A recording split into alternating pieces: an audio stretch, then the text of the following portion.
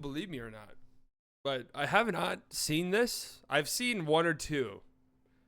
The disrespect is going crazy. I've seen a lot of the Mavs have been disrespected. People have been disrespectful. Now, I gotta say immediately, where the fuck's Luka? What's Curry do? Like this isn't 2016 anymore. What's he doing here? Huh? What's going on there? Imagine sports betting on gladiators back then. Oh, they were betting for sure. You think back then? When did gambling start happening? When did gambling get invented? All right, let's get into it. The NBA GM survey. Now, for some reason, I thought we've already gone over this, but that was the ESPN GM survey, correct? This is a different thing entirely.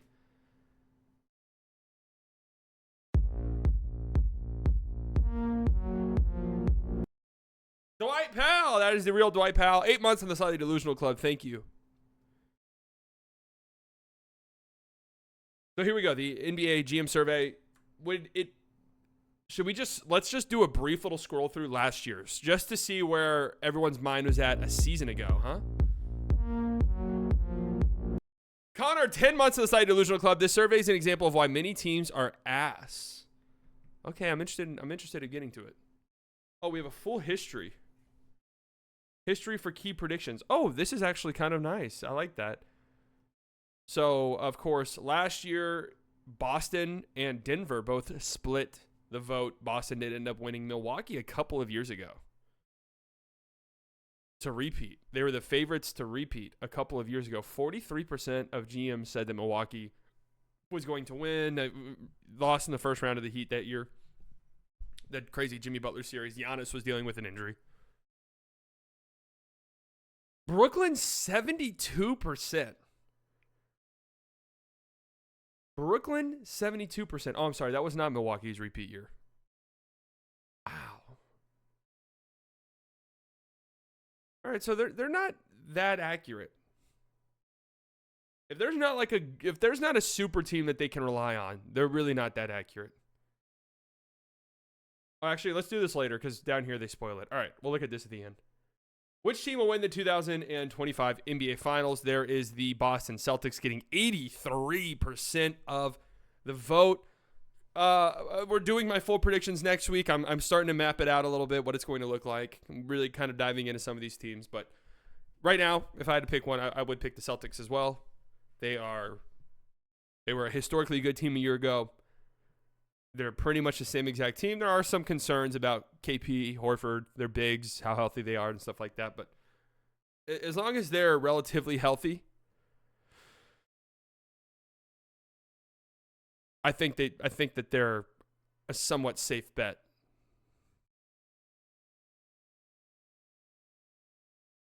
KP's injuries plus Drew and Horford's age is concerning. Yeah, it's not like a perfect bet, but 83% sounds about right to me. The Thunder getting some votes as well, 13%, which would be what? A couple of votes. How many people voted here? Do we know?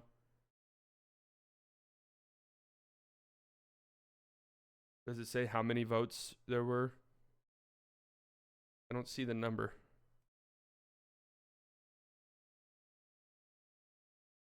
The Mavericks do get, I'm assuming 3% is one vote. Assuming 3% is one vote. So the Mavericks do get a vote. I doubt every NBA GM participated in this. Eastern Conference rankings, the Celtics 97% first. Cleveland, huh?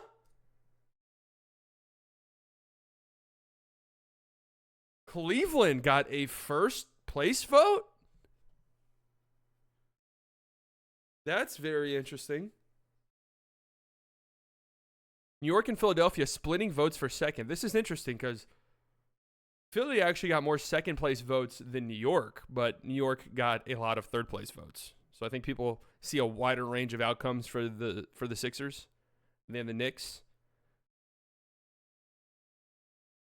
Windhorse infiltrated the vote and gave the Cavs one. Milwaukee feels like a sleeping giant a little bit to me. I look around the East. Obviously, the Celtics are the top dog. I have to convince myself of any other team being number 2.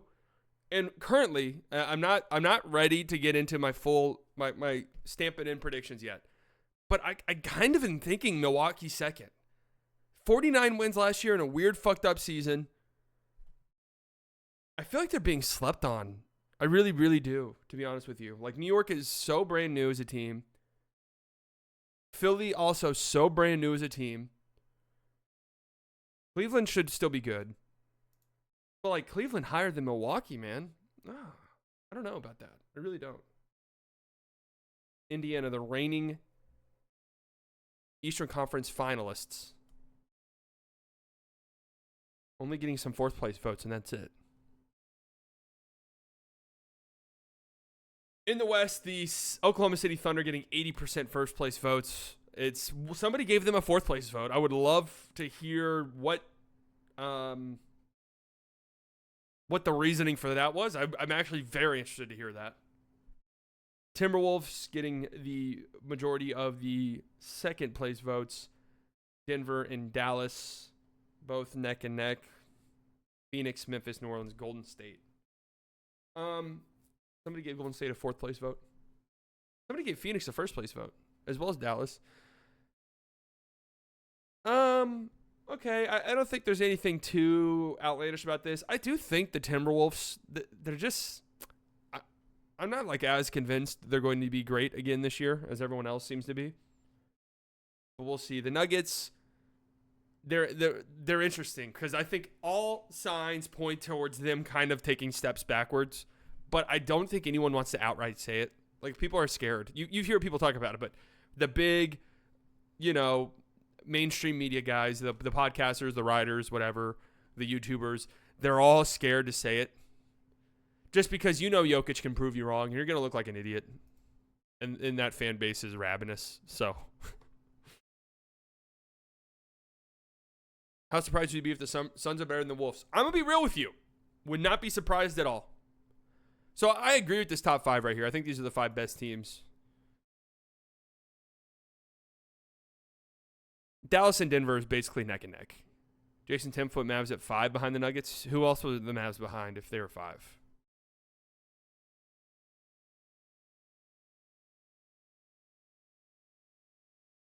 That just feels...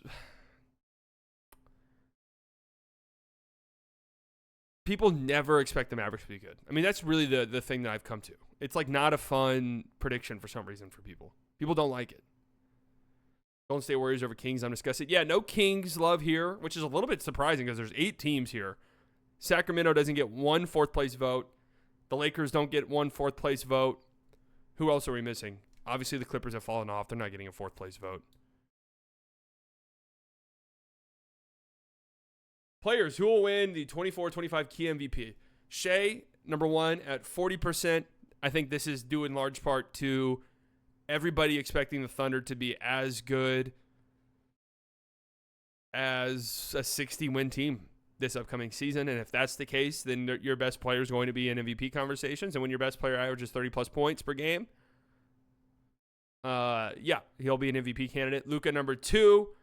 Those two getting in the over 70% of the votes with those two right there. Embiid, Jokic, Tatum also receiving votes. Giannis feels a little disrespected here. Jaylen Brown, huh? Who will win? So this isn't like Jaylen Brown might get 5th place. This is like Jaylen Brown will win. That's Jaylen Brown. Jaylen Brown casted that ballot. And Anthony Edwards. Yeah, so surprising here that Giannis is just in the receiving votes category. I'm telling you, man, the Bucks are being slept on a little bit here, as is Giannis. Absolutely. Absolutely getting slept on. I really don't have a problem with this. I know Mavs fans, Luka fans might think this is disrespectful. I think the assumption here is the Thunder are going to win 60 games, right? If the Thunder are kind of disappointing next year, Shea's not winning MVP. If the Mavericks are really good next year, Luka's winning MVP. I'm telling you right now, if the Mavericks are a mid-50-win team, Luka plays, the required games played, he's going to win the MVP. I don't think you guys should worry about it. I'm telling you, it's his time, okay? We're going to get to the point where, again, if the Mavs are contending for a top seed in the West, mid-50s wins, Luka's doing Luka shit, he's going to win the MVP. It's his time. I promise you guys. I promise. Just believe me, okay? If we're starting a franchise today and could sign any player in the NBA, who would it be? So Wemby, 77%. Obviously, that's not surprising. Shea, Jokic, Luka. So this was the one I did see. I don't know what 3% to 10% mean. Does that mean that Shea got one more vote than Luka? This is preposterous, right? This is absolutely preposterous. Wemby being number one, fine, whatever. I don't care about that. You're investing into the 20-year-old guy, right? The 20-year-old freak on both ends of the court. So we're just really arguing who's second here. You could make an argument for Luka number one in this, by the way, but I'm not going to do it. I would take Wemby. I'm sorry to say it. But what exactly is the argument for Shea over Luka? Like, I'm trying to get there. Defense. I'm done with that fucking gimmick. I really am. We watched it, right? We watched his team lose in the second round to the Mavericks. Don't want to put too much blame on Shea because he was awesome in that series when it was really the only guy who was doing anything offensively for the Thunder. But guess what? I watched his ass sit in the corner the entire fucking game. Not only that, I watched his ass get hunted over and over. I watched the Mavericks make a point of attacking Shea Gilgeous-Alexander on defense. I'm done with the fucking defense shit. It's become such a fake talking point at times. It really is. Yes, defense obviously matters in the NBA. Are we going to sit here and pretend that it's a full 50-50 split? You're out of your fucking mind. It's not. It never, ever, ever has been. Okay? Maybe in the 60s when nobody could score. Okay? But it's never been a 50-50 split. Right? Offense has always been more important.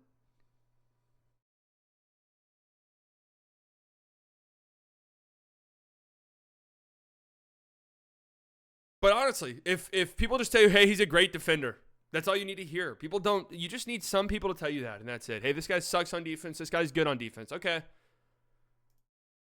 I don't know what I'm watching. I don't know what I'm looking for. I've just been told this guy's a great defender. So yeah, that's agreed.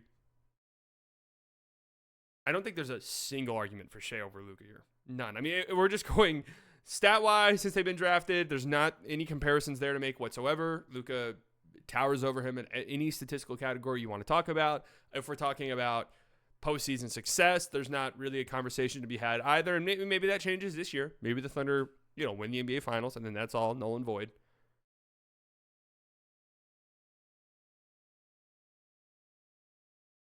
But I guess I'll take the guy who's been in the conference finals twice in the last 3 years, the guy who's won 5 postseason series and who is only favored to win one of those series, the guy who's been one of the best postseason performers ever historically. I'll go ahead and take that guy, And that is true too, Jeremy. Is Shea's 25 years old. 25, 26. Going on year, what are we now? 7? I do think because it was, I don't want to say late blooming. It was like normal development for a player. Shea was awesome when the Thunder were struggling. But since the Thunder have been good now, I think there is this misconception among like more casual fans, and media who only talk about 3 players at any given time, and now Shea's entered that mix, that he's younger and more interesting and flashier when he has been in the league for a minute now.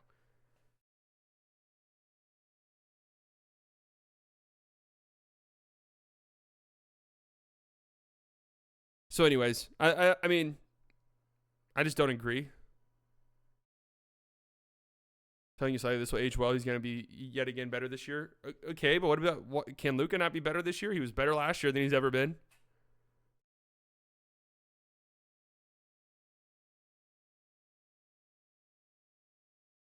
If the Mavs win 55-plus game and Luka has a Luka season and plays 65-plus games and doesn't win MVP, would you change your stance on his MVP career trajectory? Yes, I would. I would switch to he's not going to win one. For whatever reason, he's just never going to win one.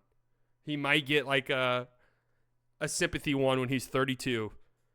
And people are like, oh, fuck, we really should have gave Luka a couple of them.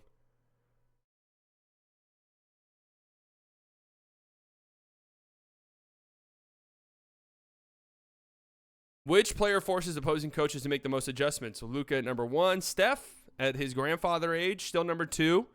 Jokic number 3. Giannis. Joel Embiid. Okay, there, Luka number 1. That makes the most sense. We've seen he's the most double team player in the NBA, so any other name doesn't make sense. Steph Curry, obviously, still with the shooting, just breaks defenses. Jokic, gonna pick you apart. Giannis, build the fucking wall. Embiid, what do? Double team. You have to, pretty much. Which player is most likely to have a breakout season in 24-25? J-Dub at number 1. I hate these. What does a breakout season mean? What exactly is a breakout season? Has Jalen Williams not broken out? What else is Jalen Williams going to do? Evan Mobley has finished 3rd in Defensive Player of the Year voting. What does a breakout mean? Ja Morant. What the fuck does breakout mean? Ja Morant, breakout player, huh? That's funny because Ja Morant's already won Most Improved. So what does that even mean? Victor Wembanyama, breakout. Victor Wembanyama's an MVP conversation. I think that's a breakout. Paolo, same thing. Cade, Brandon Miller, okay. LaMelo got a vote. Anthony Edwards got a vote. Derek Lively got a vote. Hey! D-Live. Tyrese Maxey. What the fuck does that... Okay. Just one Most Improved player, but all right. Trey Murphy, okay. Keegan Murray, okay. Andrew Nembhard, Şengün, Cam Thomas, Amin Thompson, Asar Thompson.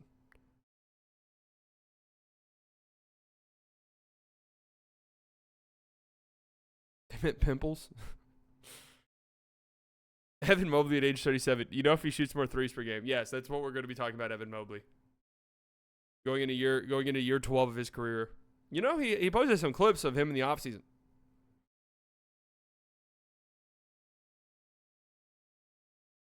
I don't know. Nobody knows what breakout, Most Improved. Nobody knows what this means. Who's the best point guard in the NBA? Luka, only 37% of votes. Shea, 30%. Steph, 23%. Brunson at 10%. Wow. Okay.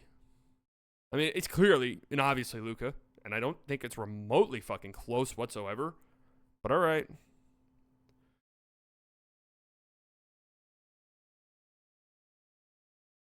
Who's the best shooting guard in the NBA? Anthony Edwards, number 1. Devin Booker, Shea. Okay, here's Luka. All right, so is that where the problem is? Steph Curry. What the hell is this? Is that the problem? Is Luka got votes in every fucking position? I think that's what the problem is.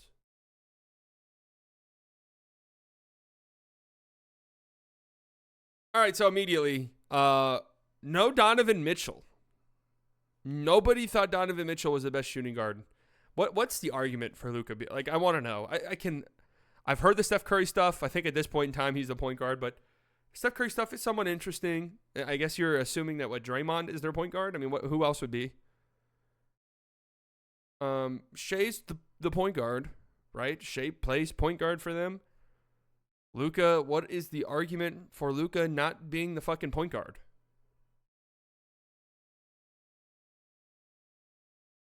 What exactly? I mean, what? It's just a stupid thing. Best small forward, Jason Tatum, 40. Luka's tied for second as the best small forward. What?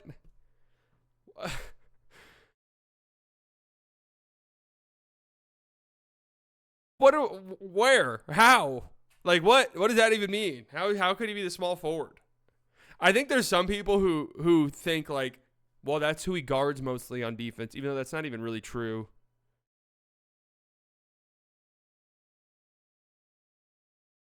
Tatum number 1. Okay, yeah. I would rather have KD if we're putting KD in the small forward grouping, which I would say he's more of a 4. LeBron is a 3. I'd rather have LeBron than Tatum. Just full stop. I think LeBron's better currently than Tatum. Best power forward, Giannis. KD.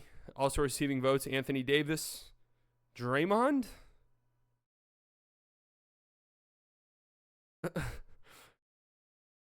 I'd love to know the guy who put Draymond here. Do they have Giannis as a power forward? Because if so, what? Okay. Sabonis again. I'd love to know. Do you have Giannis? Whoever the fuck put Sabonis here, where do you have Giannis on your position, or Kevin Durant, or Anthony, or any other power forward? Tatum, Wemby. Okay.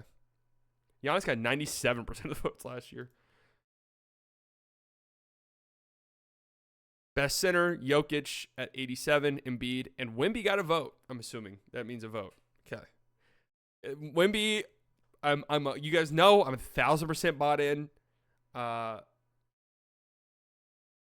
He's absolutely not in this conversation. Highest percentage of total votes on position questions. Jokic number 1, Giannis number 2, Luka number 3. And there you go. I mean, this is what I've been saying. There is your consensus top 3 players in the NBA, followed by Shea and Tatum.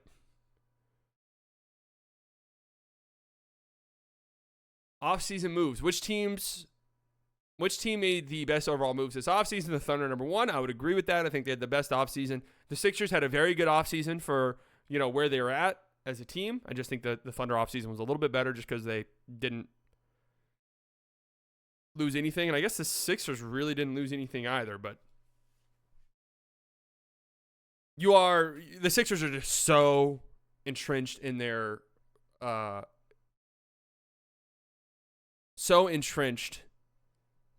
in this group. Paying Paul George that much money over that many years is scary. But I still think it was a great offseason for them. Like, it was a move they had to make, absolutely. Batum erasure. We're bringing back Batum. Oh, that's true. They lose Batum. Bringing back Batum would have been nice, but Tobias Harris obviously gone as well. A lot of teams had great offseasons, man. I'm telling you guys, there's not bad. Like, I really don't think there are traditionally bad front offices anymore. Knicks, I do think the Knicks offseason is overrated. I think it was good, but there's a pretty good amount of risk involved there. Nets get a vote. I saw somebody in the chat confused about that. Look, I think that's a good shout. I think they had a really fucking good offseason. It's just naturally, I think teams that got better and are closer to championship contention absolutely deserve a bigger shout than a team that went the other direction. But getting that many picks from Mikal Bridges, getting all your picks back so you control your own destiny, great offseason for the Nets through and through.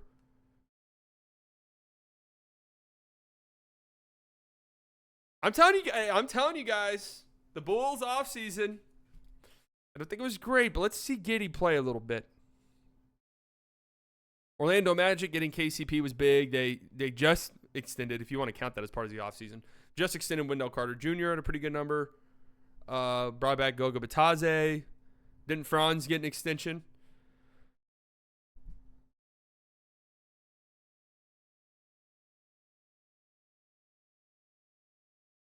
Sacramento Kings. Which one player acquisition will make the biggest impact? Paul George, number 1, absolutely, 100%. That is 100% the answer. Mikal Bridges, yeah. Cat, yeah. Caruso, DeMar DeRozan, Isaiah Hartenstein, yeah. Damian Lillard last year only got 47% of the votes. I want to go back and see who else was getting votes last year. What else could have been it? I'm trying to think. Biggest player acquisition. Drew. Okay, Drew. No Clay. I think not having Clay here is fine. Honestly. Like, we're talking about top 15 player here in Paul George, top 15, top 20 player. Mikal Bridges, top 40, 50 player. Cat, top 40, 50 player. Caruso, DeMar and Isaiah Hartenstein. Honest to God, in my top 100 player rankings, I'd have every single one of these guys ahead of Clay. So, totally think that's fair. What was the most underrated player acquisition? Alex Caruso. How the fuck could that be underrated? Everybody talked about it ad nauseum like they just got Michael Jordan. Everybody said the Chicago Bulls made the worst trade in NBA history. How the fuck could that be underrated?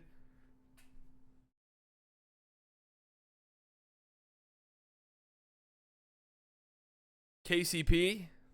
Okay. Hartenstein. He's making $30 million a year. Like, what does underrated mean? I don't even think KCP's an underrated move either. Everyone's talking about it. Tyus Jones, everyone's talked about it. Klay Thompson, I wouldn't even put that in underrated either. Chris Paul, like, Kyle Anderson is a good underrated shout. Josh Giddey. Caleb Martin, Gary Trent Jr.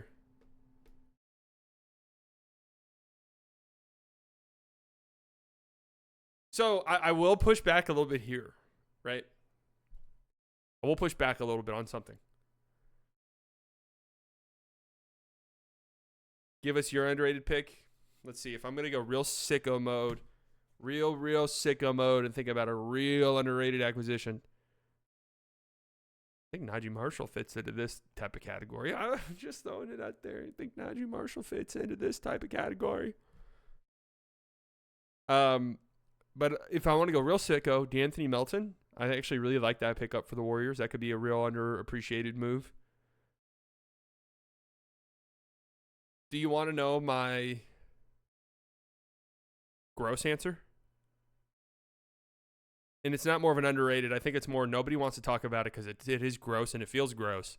But if we're just talking pure basketball, this guy's going to be on the basketball court and playing. I do think we could look at Kevin Porter Jr. in January or February and be like, oh, damn, he's actually been pretty good for the Clippers.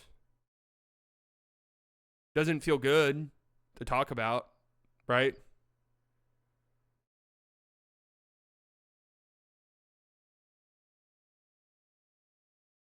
I don't even think KPJ is that good. He definitely showed some decent flashes. Very frustrating player. I was never like super bought in on him. I mean, Rockets fans at the time thought the world of him. Never really bought into that, but I think he'll be good enough where we're like, oh, damn, I can't believe the Clippers got him. Who knows, though? We could be wrong. It does feel like when guys do some fucked up shit and are out the league for a minute and they come back, doesn't it feel like they're just bad? Like it's almost like basketball karma gets back to them.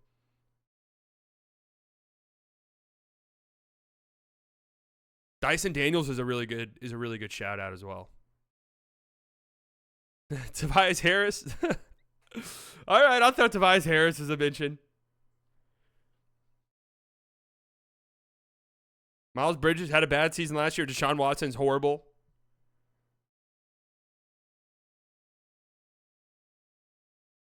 Which team will be the most improved in 24-25? Grizzlies, obviously the easy answer here. Spurs, 76ers. Also receiving votes. Pistons. Hey, I'm here for it. Houston Rockets, Orlando Magic, Phoenix Suns. Yeah, Grizzlies, obviously.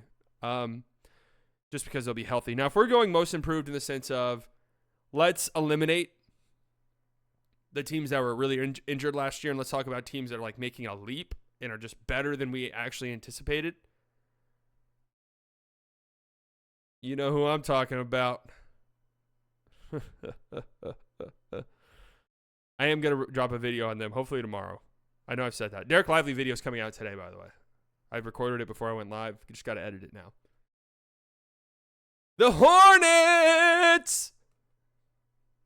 Magic could apply here. I think, what did the Magic win last year? 47 games? How many wins do you really expect them to get this year? What was the most surprising move of the offseason? Cat is up there. There might be some recency bias here, but Cat definitely, that was fucking shocking. Paul George to Philly, that wasn't really surprising at all. It wasn't what I predicted to happen, but it was 100% like in the cards. You're higher on the Hornets than me, and I literally over here. Hey, man. DeMar DeRozan to Sacramento. But yeah, a bit of a shock.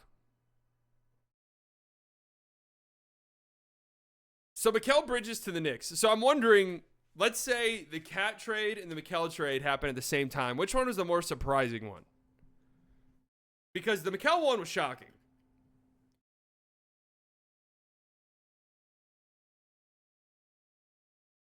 Not just Mikal going to the Knicks, but the price that it was. Yeah, exactly. The haul. But Cat, though, I do think Cat would be more surprising just from the Timberwolves side of things. It was more like the Nets trading Mikal Bridges. Duh, that makes total sense. But the Timberwolves trading Cat was like, what the fuck just happened?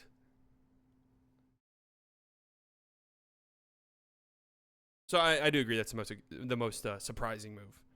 Denny Avdija to Portland, that was surprising as well. Oh, Zachary Richer drafted number 1. Tyus Jones to Phoenix, a bit of a surprise that he got that little money. Caleb Martin to Philly, is that really that surprising? DeJounte Murray to New Orleans, that felt like a glove. That felt like an obvious trade. Klay Thompson to Dallas, yeah, that is surprising.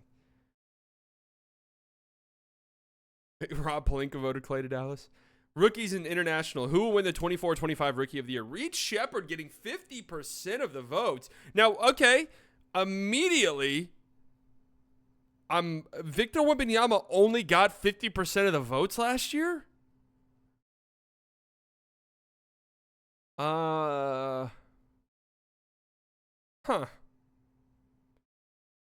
Was that a Chet thing? Was it 50-50? Zach Edey, 30%. Stephon Castle, 13%. That poster he had was crazy. Ron Holland getting some votes as well. Okay. Alex Sarr's looked good in the preseason. Rookie of the Year is so tough this year, man. I really do like Reed Sheppard a lot. I just wonder if he's going to get enough minutes.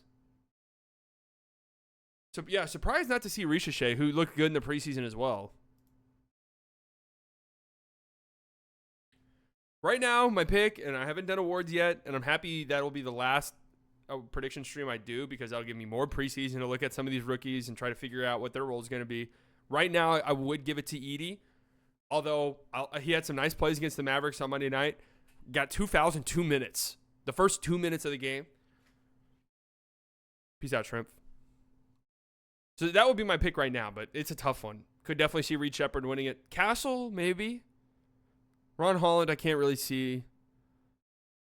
Sorry, could see. Richer, I could see, obviously. Khalil Ware is a sleeper one. He looks good. Khalil Ware looks good. Will he get enough minutes, though? Rookie on the Heat. Who knows? Which rookie will be the best player in 5 years? Reed Sheppard, 43% of the votes. Castle, 17%. Richer, 13%. Bub Carrington, 7%. Sarr, 7%. Bazula's got some votes. Klingon, Ron Holland, Dalton Kennett. Really? That's Pelinka. That's Pelinka right there. Okay, this is interesting. So last year it was Victor Wembanyama, 90% of the votes. Obvious. Surprising that's not 100. Okay. You think Khalil Ware is on the same trajectory as Lively? I hate comparing players. I was doing it for this Derek Lively video. It's so difficult for me. No, because they have Bam, but we'll see. I do think Klingon's an interesting Rookie of the Year dark horse, for sure. I think Klingon's actually an interesting pick for this.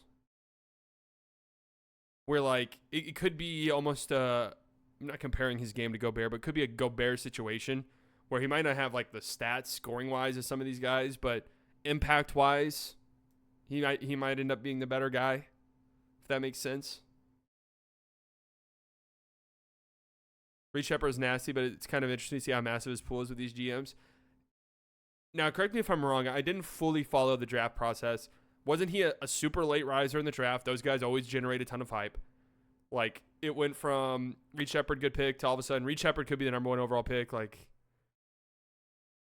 kind of a late burst, dominated Summer League. I feel like that's just what's on everyone's mind. 5 years ago, Zion got 70% of the votes to be the best from his rookie class in 5 years. I think we'd all say John Morant is over him, right?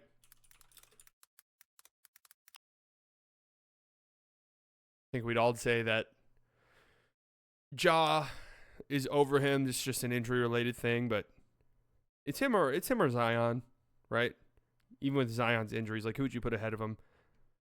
Maybe coming off of Garland's All-Star year, you could have made Garland's healthy and plays argument, but I don't think you can do that after last year.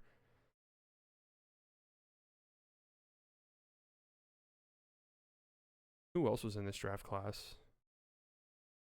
Any like late picks that could have an argument? Daniel Gafford.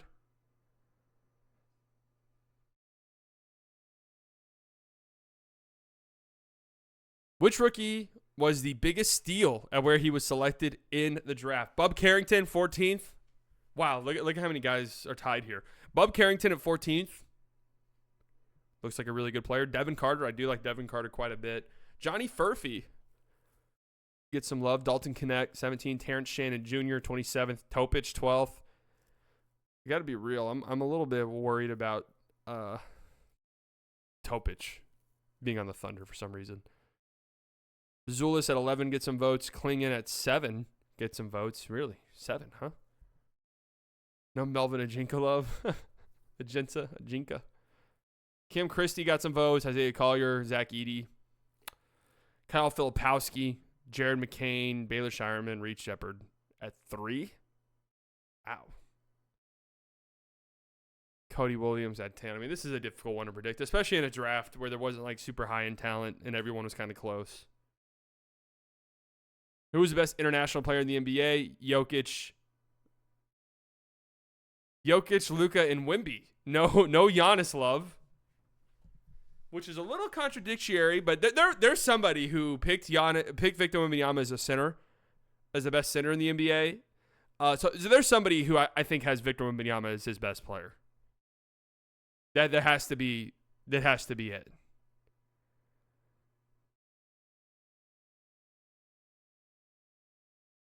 Right? That has to be the explanation.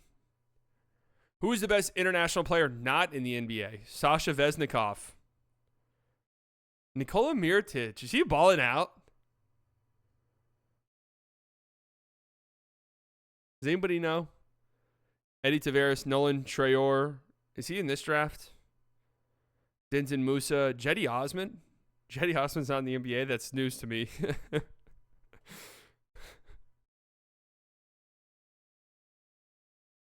I just discovered Jetty Osman was no longer in the NBA.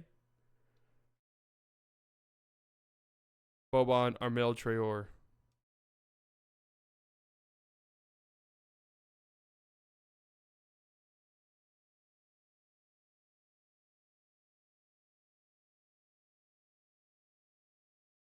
Mirotic very good in Barcelona. Okay. Still one of the craziest things. I mean, he was making a lot of money and a very good player in the NBA. Traore. Defense. This is a long ass thing. Who is the best defensive player in the NBA? Victor Wembanyama, overwhelming 40% of the first place votes.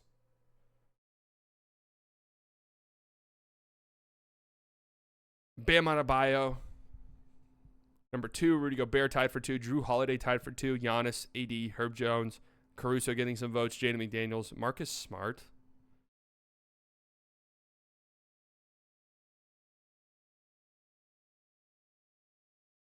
But the Boston media mafia just cannot help themselves, huh? No, AD's right here, tied for 3rd, I guess.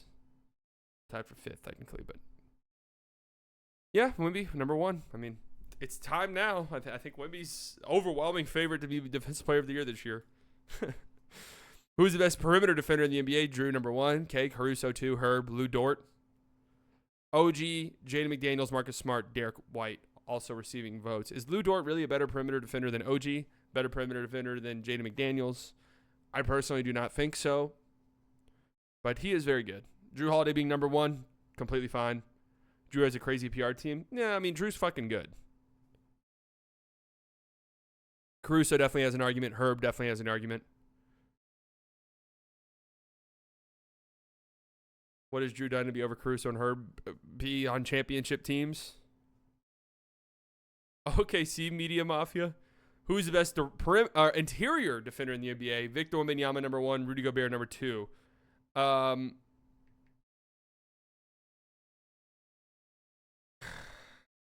I crazy for saying I'm not totally confident I'd put Wemby ahead of Gobert just yet in terms of if we're just talking interior defense? We're just talking rim protection. AD also getting votes. Bam. Giannis, Jaren Jackson Jr. getting votes as well. I think what makes Wemby a little bit more interesting is that mobility, just the length, how it can sort of impact things when he's like switched out onto guys. But Jaren Jackson Jr. was number 1. Okay, wow. Who is the most versatile defender in the NBA? Giannis, number 1. I wouldn't go there, to be honest with you. OG, number 2. And the reason why I wouldn't go there is they don't really use him like that. Not that he can't do it. OG, number 2. I think OG would probably be my pick. Victor, number 2. I think Bam actually would have a pretty solid case here for being number 1 in this category. Drew Holiday, Jonathan Isaac as well.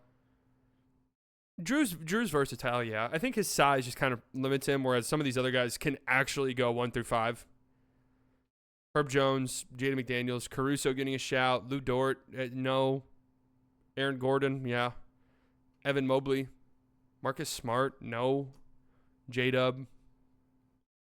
Aaron Gordon, we really have gone, without Jokic, besides Jokic, I think this is the first Denver Nugget mention here.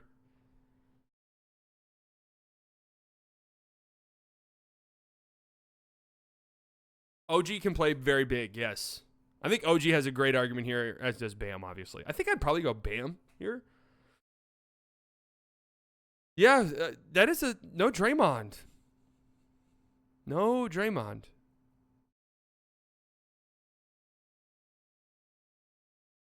Who is the best defensive team in the NBA? Celtics, I think, are the answer. Just, they're so versatile. Timberwolves will still have a great defense. Thunder will be very good defensively. Coaches. Who is the best head coach in the NBA? Spoelstra, number 1 by a comfortable margin. Daigneault, number 2. Steve Kerr. Okay. Ask Warriors fans about that. Steve Kerr, number 3. Budenholzer gets some votes. Okay. Budenholzer. Chris Finch also getting some votes. Yes, it's Eric Spoelstra. Which head coach is the best manager / motivator of people? Eric Spoelstra, number 1. Steve Kerr, number 2. Yeah, this is Dunleavy. So, right, Joe Mazzulla. Is that not Joe Mazzulla's thing? Like, is that not his whole shtick?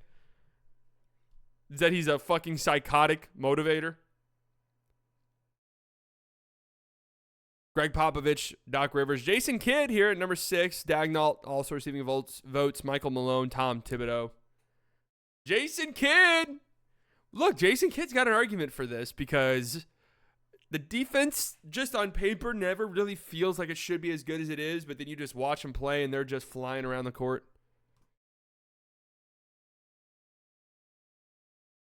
Happy to see our Killer Kid get some votes. Which head coach makes the best in-game adjustments? Ty Lue, number 1. Wow. Good for Ty Lue, man. Eric Spoelstra, number 2. Daigneault, number 3. Rick Carlisle, Taylor Jenkins, Nick Nurse all getting votes as well as Chris Finch, Will Hardy, and Michael Malone.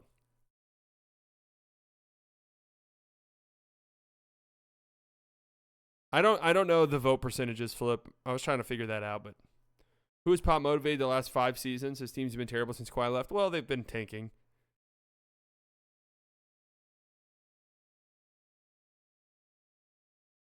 Ty Lue is like known around the league for his in-game adjustments just being insane.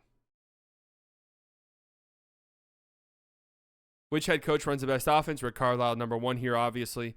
Joe Mazzulla, number 2. Chris Finch, Steve Kerr, also receiving votes. Daigneault, Michael Malone, Nick Nurse, and Eric Spoelstra. You want to know what's so interesting about this? Last year, Mike Brown gets number 1 after the Kings had their miracle season. What's funny is, statistically, the Kings were pretty much the same exact team, except the Western Conference was just better this year. And he doesn't even receive 1 vote. Isn't that kind of funny? Just how quickly this type of stuff can change. Which head coach has the best defensive scheme? So Spoelstra's number 1, obviously, but only 23% of the vote.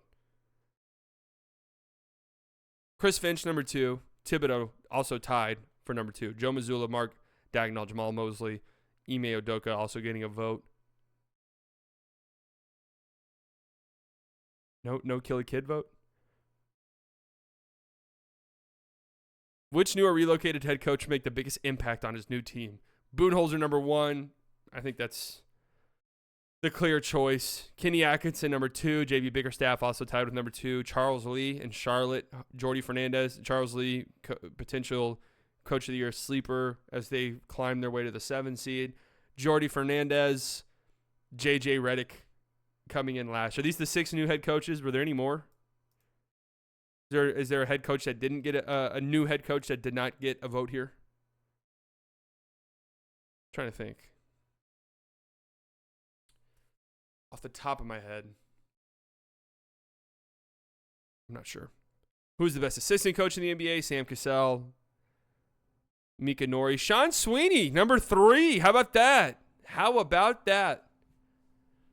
He's getting closer to a head coach job. Chris Quinn, Jeff Van Gundy, assistant coach of the Clippers now. All of these guys listed here. I'm not going over all of these guys. Jordy Fernandez was number 1 last year. He has a head coaching job now. So what does that mean for Sam Cassell? Which active player will make the best head coach one day? Okay, I was just about to say, Garrett Temple always is high on these. There he is at number 2. Chris Paul, number 1. Mike Conley, number 3. TJ McConnell, Fred VanVleet, a lot of guards. Harrison Barnes, Bradley Beal, interesting. Jalen Brunson, Drew Holiday, Al Horford, Tyus Jones, Kyle Lowry. It's going to be so funny in like 10 to 15 years when some of these guys are coaches. Like Chris Paul as a head coach. That's going to make me feel old as shit.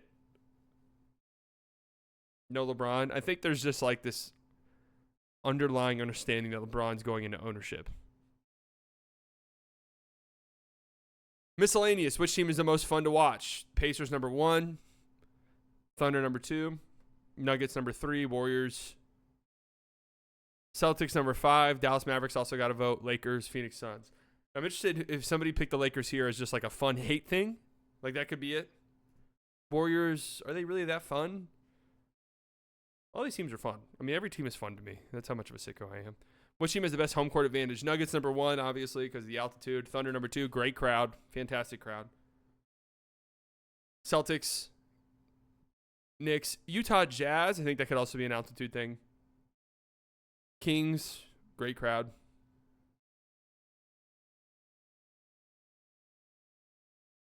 Altitude Merchants.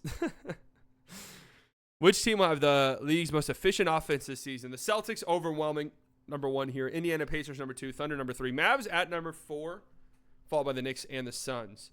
If I just had to give my quick... If I had to pick the top 3 offenses this upcoming season,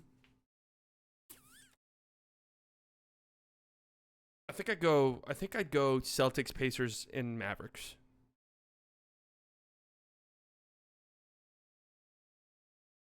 Which team's level of success this season is toughest to predict? Oh, this is a fun question.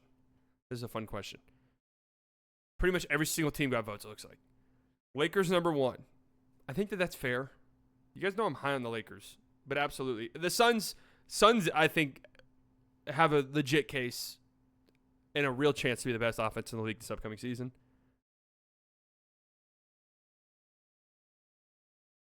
Lakers, Rockets. See, like, honestly, the Pelicans could be number 1 every single year for this. Phoenix Suns getting some votes. The Mavericks getting votes. The Sixers getting votes. Also receiving votes is the Nuggets, Pacers, Clippers, Grizzlies, Heat, Bucks, Timberwolves, Knicks, Magic, and Kings. So every single team pretty much got votes here. Yeah, I think, for me, I'd say the Pelicans just because they are always like that. The Grizzlies should be higher on this list. We're all just penciling them in to be good again, right? And they probably will be, but I don't think it's as much of a guaranteed thing as people are making it out to be. Which team has the most promising young core? That's funny because that's what we're about to do next on this stream. Oklahoma City Thunder, number 1. Magic, number 2. Rockets, Spurs, Pistons. I think that's fair. You guys are going to see mine here in a bit, so I don't want to spoil anything. Which player is the most athletic? Anthony Edwards, number 1. Giannis, number 2. So I would think just because Giannis is so big, I'd probably have him number one just because of the size. I'm in Thompson. The Thompson twins definitely have an argument for being the most athletic player. John Morant, also receiving votes. Bam, Jalen Green, Jonathan Kuminga, Zion. No Luka. Yeah, no Luka. Zion does feel low here, but I feel like he's just hurt so much that people have just given up on him. Which player is the best pure shooter? Steph Curry by a mile, 87%. KD getting votes. Luke Kennard getting votes. Trey Murphy. Klay Thompson. Hey, Klay Thompson. Which player is the fastest with the ball? De'Aaron Fox. I feel like he wins this every year. John Morant, Tyrese Maxey, Kyrie Irving. Which player is the best at moving without the ball? This is a stupid fucking question. It's Steph Curry. Like, this is just a waste of everyone's time, it being a question. Desmond Bane getting votes. Mikal Bridges. Interesting. CJ McCollum. Duncan Robinson. Klay Thompson. Which player is the best passer? Jokic at 70%. Luka number 2, 17%. Tyrese Halliburton. Josh Giddey got a first place vote.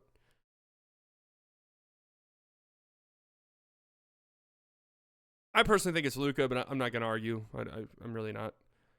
Which player is the best leader? Steph Curry number 1. Jalen Brunson number 2. LeBron James number 2. Drew Holiday, Jokic, Chris Paul. It's really not that insane that people think Jokic is a better passer than Luka. I'm just gonna be honest. I wonder what they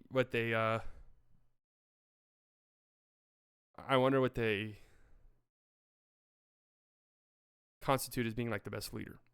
Who's the most versatile player in the NBA? Giannis number 1, LeBron number 2 still. Damn. Kevin Durant, Jason Tatum, Victor Wembanyama, Mikal Bridges, Bam Adebayo, Drew Holiday, Jokic. How can a center be the most versatile player? I get it for Bam. And then Thompson also getting votes. I think Giannis is a good answer here. They put Brunson in there because apparently he's giving up his money, his leadership. Yeah, KD could have deserved a shout here as well. Derek White, yeah. Which player is the best basketball IQ? Jokic number 1, LeBron number 2, Luka and Chris Paul tied for number 3, Halliburton number 5. Which player would you want taking a shot with the game on the line? Steph number 1, KD, Luka 3, Jokic, and Dame tied for 4 with DeMar getting votes, Shea getting votes, Kyrie getting votes. Jamal Murray, this is the first Jamal Murray mentioned.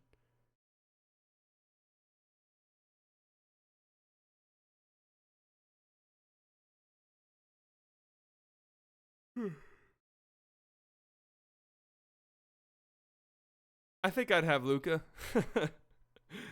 But I'm not going to argue with any of this. I'm a little bit surprised we're still going. All right, this is the last question. Thank God. What rule regarding play, schedule, draft lottery, playoff format, roster construction, etc. most needs to change? Roster construction, apron rules, trade math too restrictive, or should be indexed to team's market? So the GMs are fed up. The GMs are fed up with the new apron rules. This is definitely the Phoenix Suns. The Phoenix Suns definitely said this. The Nuggets said this. What other GMs do we think said this one? I think the Timberwolves probably threw this one into the mix as well. Number 2, schedule. Fewer games and or back-to-backs. Okay? I'm actually here for that. That right now would be my number 1 thing as well. Game flow, reduce stoppages and replay reviews, or change the G League 1 free throw rule. Oh, the G League 1 free throw rule. I don't really... free throws take 10 seconds. It's not really that big of a deal to me. Reduce stoppages, I would love that. I would love reduced stoppages and reduced replay reviews. Absolutely would love that. Playoff format, seed 1 through 16, or let top seeds choose opponents. Ooh. I do kind of like that. Top seeds choose opponents is fucking fun. Especially in a league that is as drama-driven as the NBA. That is fun. Free agency before the draft. That's what the NFL does. I'm not sure I care. Return to one-day draft. Yes, let's please do that. Also receiving votes. Add third round to the draft. Do we really need a third round? Draft lottery format. I wonder what that means. Expand all-star rosters to 15 players. That's really the biggest rule that needs changed. Elam ending. Fouls on lobs should be shooting fouls. Okay. I'm actually here for that. Playoff eligibility for two-way players. It's funny because I would love to know. I guarantee you could look at teams' rosters last year and figure out who voted this. If we just dived into teams' rosters last year and who had two-way players where, I guarantee you, we could figure out who this is. Remove divisions. Okay. So there we go. This was fun. Wasn't as controversial as I thought, to be honest with you. There were some head-scratching ones. I will say this real quick. Shea is number one on their MVP thing. They had J-Dub as the best breakout. Caruso is the most underrated addition. All of this type of stuff. Really takes away from an MVP argument. I'm just saying. 7-round draft, 1 week long. I want to see last year's one. I don't really want to go through it like super in depth.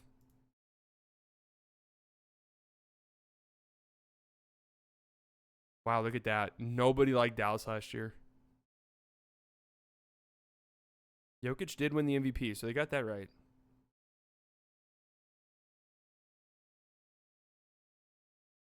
All right, I'm not going through all of this. I don't really care.